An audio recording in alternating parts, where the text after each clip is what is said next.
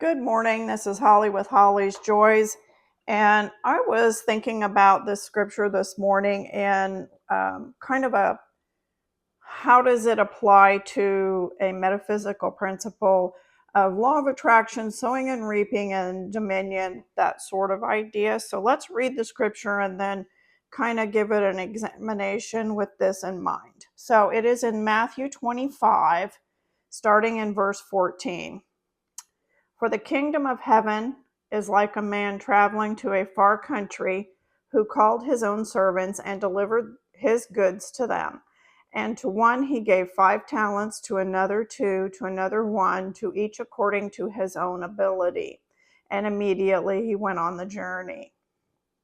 So here we have 3 servants of the master.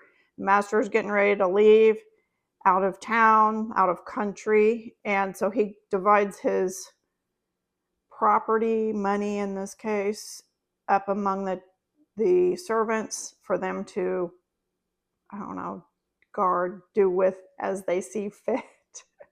So, and I thought it was interesting that he says here he divided it according to their ability. So he knew the one that he gave 1 to was kind of like, I don't know, a slacker.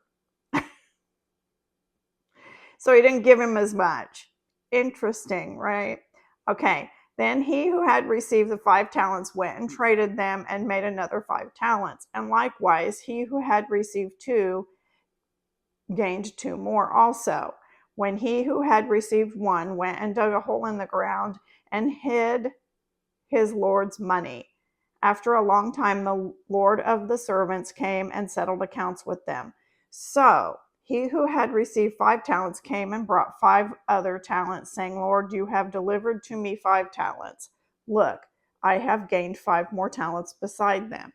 So, okay, stop there. So I'm looking at this first person as, I don't know, almost like the Renaissance man. Like he's able to play an instrument and lift weights and run really fast. And he's really smart and good looking. Yeah. Like he's got everything, right? He knows how to build houses and plant crops and take care of animals. He's got it all going on. So the Lord of the manor trusted him, gave him 5. So he took it out and he thought, okay, I'm gonna expend this money. That was his first instinct. Right away, went out and expanded it, right? So let's see what happens to the second guy. And the Lord said to him, well done, good and faithful servant. You were faithful over a few things. I will make you ruler over many things. Enter into the joy of your Lord. So he got his reward, didn't he? He also who had received 2 talents came and said, Lord, you delivered to me 2 talents. Look, I have gained 2 more talents beside them. His Lord said to him, well done, good and faithful servant. You have been faithful over a few things. I will make you ruler over many things. Enter into the joy of the Lord. This is kind of a similar story to the first one, only it wasn't quite as a large a sum. So you know people who just have it all. And then you know people who come close to having it all. This guy is the come close to having it all. But he's still got a really good life. He's doing what he should and taking the things that he has and making them expand in the world. Yeah. So then, here we go.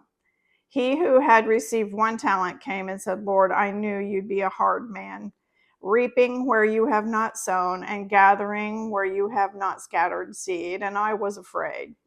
Okay, let's stop right there. And I was afraid. I'm not feeling this guy's fear, but anyway, because and when I'm afraid of a boss, I don't just get in their face and be like, you're a hard man. You take what you didn't even deserve. Not usually how I respond when I'm afraid, but maybe this is what is going on with him. Anyway, so he's living his life in fear. The boss master he's the servant of this guy. He's the employee, so to speak, and the guy is entrusting him with this talent, which is, I think, money, a term for money at this point, and he just squanders the opportunity to show, I'm creative, I'm adventurous, I trust my own, I guess, instincts on how to make this money expand in the world. But he didn't do that because he was afraid. So he says, look, I dug it up out of the ground. Here it is. You get yours back. And the Lord answers and he says, you wicked and lazy servant, you knew I reap where I have not sown and gather where I have not scattered seed. So you ought to have deposited my money in the bank with bankers. At my coming, I would have at least received my money with interest. So take the talent from him and give it to the one who has 10 talents. So that person who has everything just keeps getting more and more, and we get mad about that. Like in our culture, we see somebody who owns a business, they're employing a bunch of people, they got a private jet, whatever they're doing. Maybe they're a singer and you really want to be a singer and they've got 10 top 100 album. I don't know what it could be. Whatever, like he's an athlete and he's got 5 championship rings, whatever. And you're jealous and you're nasty about it. Instead of going out with the talent you've been given and working hard like that person did and investing in yourself, investing your talents into whatever adventure you want to have in this life, and going out that you just sit and botch around about it, like crab around, like, yeah, like it was handed to them. There are very few people. There are people, I'm sure, that have had it handed. There are very few people like that, and probably no one you and I know got their stuff handed to them. They have done what they could do, the best they knew how to do with what they had. And sometimes it works out, sometimes it doesn't. But we've got to just go for it. So, okay, let's see what happens to this lazy and wicked servant. For to everyone who has,